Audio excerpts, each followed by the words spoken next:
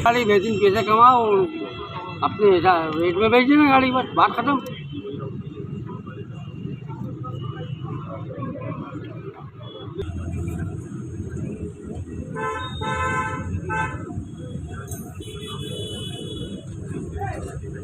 बेटे कमा लोगे, गाड़ी बेच दोगे फिर आराम से।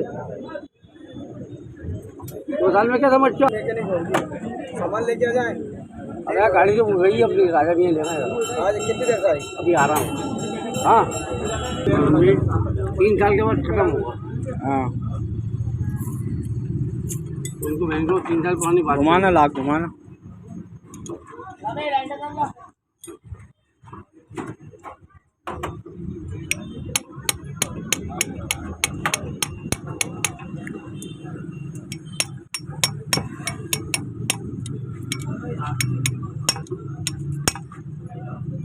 घुमा के देख लो।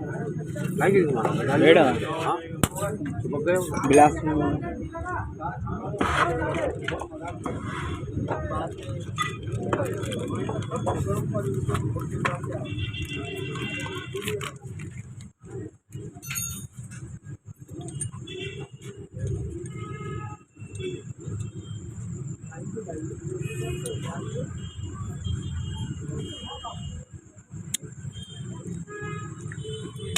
वो उठाओ टाप दिया लगा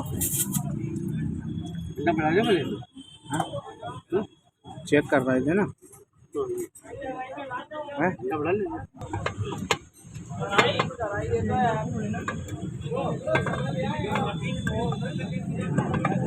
चेक कर लो पहले, चेक कर लो।